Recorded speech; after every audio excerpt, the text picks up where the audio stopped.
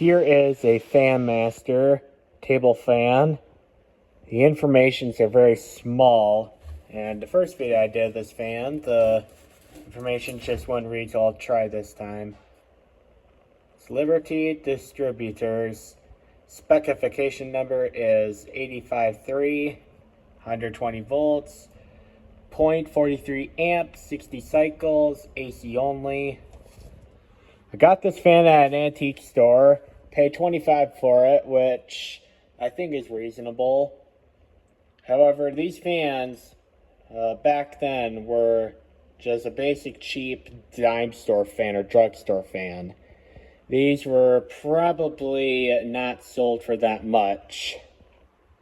If I had to guess, these fans probably would have costed around $3 because I could tell because the materials and the motor's very small and the blades don't have a whole lot of pitch to them. And for the time, these were basically the cheapest of the bunch fans, and you know, in like 1960 standards, these were pretty poor quality. However, in comparison to anything today, these are phenomenal. And these are very lightweight. I'm not even going to try to lift it because it was a pain in the butt to get this hung up to the wall, but I could lift it up with one finger, no sweat. That's how light these things are. And I'm definitely not the strongest person either. So that gives you an idea how light these things are too. So this fan it does have a switch, so maybe it was a higher end of the cheap, but it does not oscillate, which, you know, with these that don't oscillate, it's kind of like an all or nothing kind of thing. You know, the fan either works or doesn't work, but if you put an oscillator, you know, the motors are probably going to run, but I have found with the McGraw-Edison fans especially, or the Bursted fans, their oscillation really doesn't stand the test of time. However, I have experience with Dominion fans that their oscillations are all still working. And same with these kind of fans too, although these kind of fans right here, like this, you know, the Superior Electrics are kind of like the same OEM. They too tend to get very rattly over time. However, this one does seem like it hasn't seen a whole lot of use.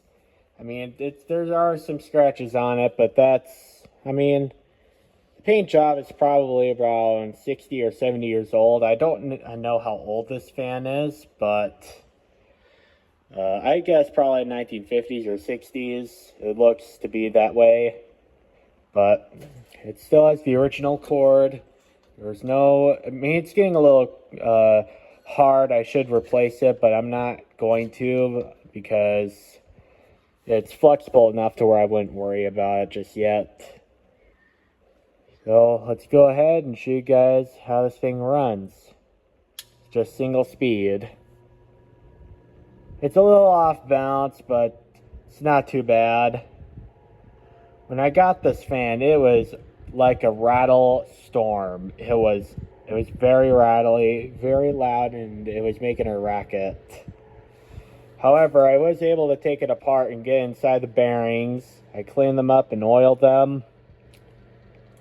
And it works like brand new again. I mean, I guess it's rattling a little bit, but it's so quiet I don't know if you would even hear it on camera.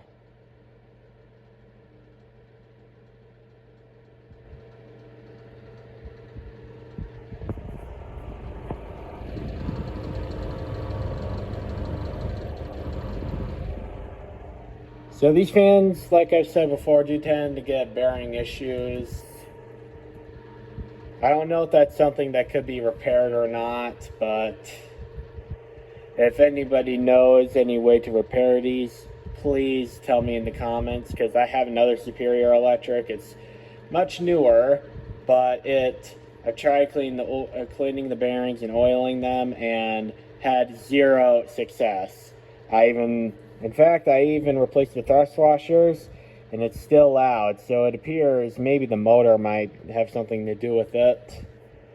But I don't know much about Superior Electric fans or cheap fans like this. I suspect FanMaster could be a rebranded Superior Electric, but I'm not too sure. If anyone knows, I would love to know in the comments. Alright, I'm going to turn the fan off and you can see the spin down time.